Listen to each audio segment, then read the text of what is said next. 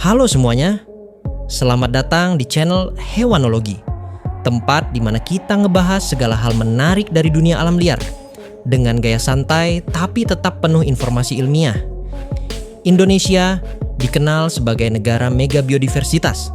Artinya, kita punya salah satu keanekaragaman hayati paling tinggi di dunia.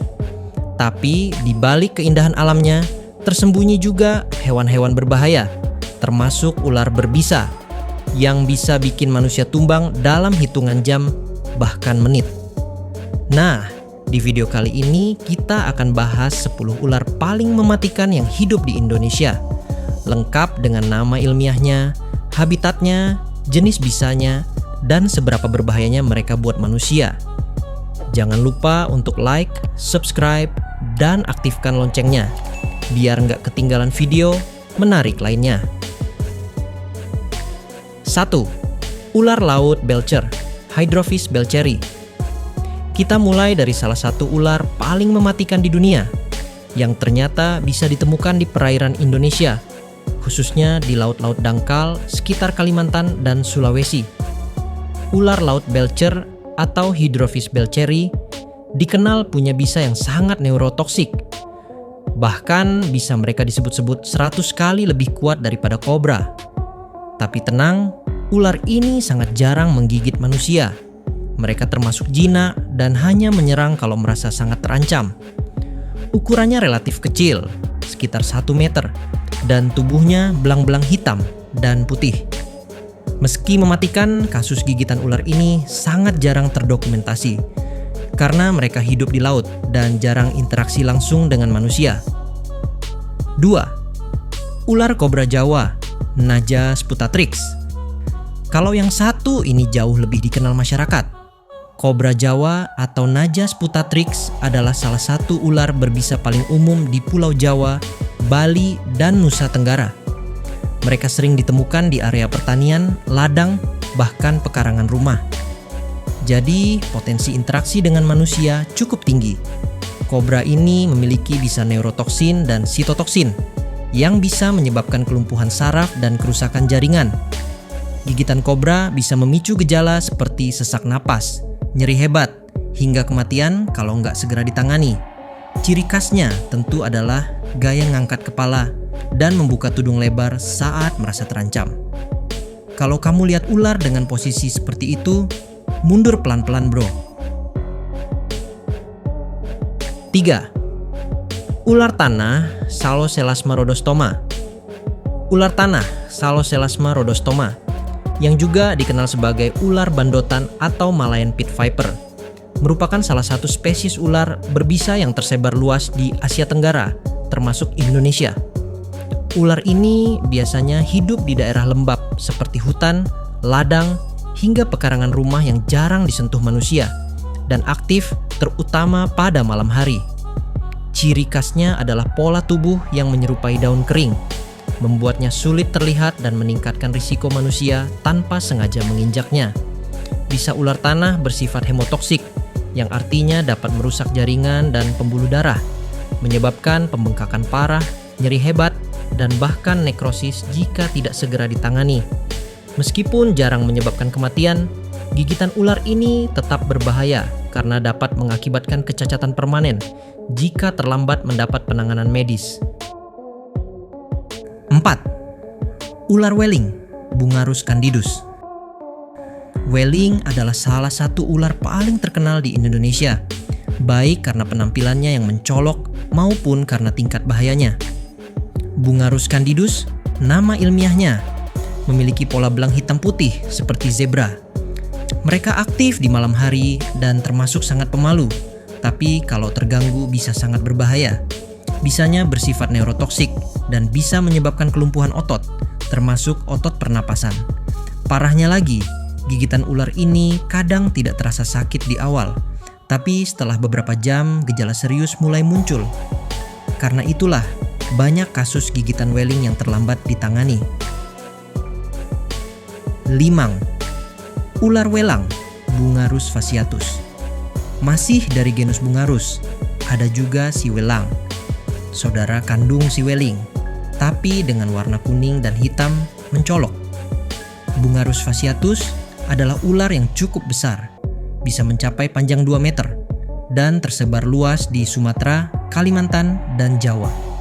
Seperti Weling, bisanya juga neurotoksik. Ular ini lebih aktif pada malam hari dan sering ditemukan di area pedesaan, hutan, atau perkebunan. Satu hal yang bikin walang berbahaya adalah mereka bisa masuk ke dalam rumah saat berburu tikus. Jadi, kalau kamu tinggal di daerah pinggiran hutan atau sawah, waspadalah. 6. Ular hijau ekor merah, Trimeresurus albolabris. Ini salah satu ular yang sering bikin orang tertipu karena warnanya yang cantik. Ular hijau ekor merah atau Trimeresurus albolabris terlihat memesona dengan tubuh hijau zamrud dan ujung ekor merah cerah. Tapi jangan salah, ular ini punya bisa hemotoksin yang bisa menyebabkan pembekuan darah, nyeri hebat, dan kerusakan jaringan. Mereka termasuk ular berbisa yang paling sering menyebabkan gigitan di Asia Tenggara, termasuk Indonesia bagian barat dan tengah. Biasanya mereka diam di semak atau motor ranting rendah dan menyerang saat ada yang lewat terlalu dekat. Karena itu penting banget buat hati-hati kalau jalan-jalan di hutan atau kebun. 7. Ular picung, Rhabdophis subminiatus. Meski terlihat seperti ular biasa, ular picung atau Rhabdophis subminiatus menyimpan senjata mematikan yang unik. Mereka termasuk sedikit ular yang memiliki bisa di belakang taring, rear fanged venomous. Artinya, mereka nggak bisa menyuntikkan bisa secara efektif seperti kobra atau weling, tapi bisa tetap berbahaya kalau menggigit lama atau berulang. Yang menarik, bisa ular picung ini berasal sebagian dari mangsanya, seperti katak beracun. Mereka menyerap racun dari makanan dan menyimpannya di leher sebagai mekanisme pertahanan. Warna tubuhnya yang merah oranye adalah peringatan alami. Jangan ganggu gue. 8. Ular anakan kobra, Juvenilnaja spp. Yang satu ini sering bikin bingung orang karena bentuknya mirip ular tanah biasa. Anakan kobra, terutama dari spesies Naja sputatrix, seringkali belum punya tudung besar seperti induknya, tapi bisanya sudah aktif dan berbahaya.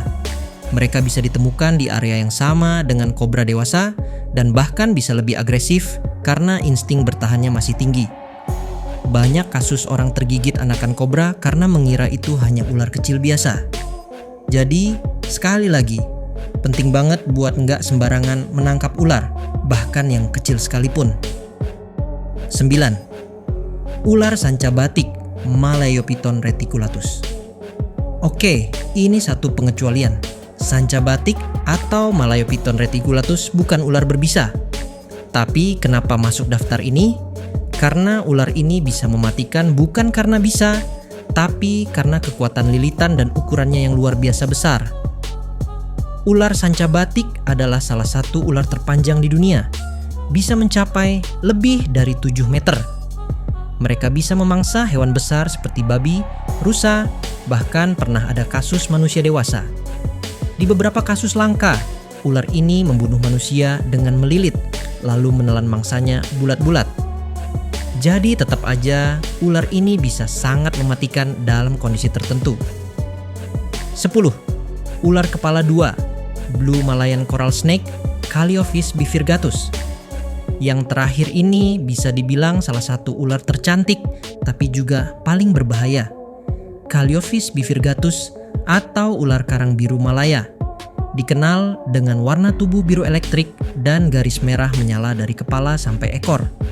Karena warna-warninya, ular ini sering disebut ular kepala 2 karena bagian ekor dan kepala tampak mirip. Bisanya sangat unik dan berisi senyawa neurotoksin yang bekerja sangat cepat. Bahkan disebut bisa menyebabkan kejang fatal hanya dalam beberapa menit. Mereka jarang ditemukan karena hidup tersembunyi di hutan lembap Sumatera dan Kalimantan. Tapi keberadaan mereka patut diwaspadai. Nah, itu dia 10 ular paling mematikan di Indonesia. Mulai dari ular laut super berbisa sampai ular darat berwarna cerah, tapi mematikan.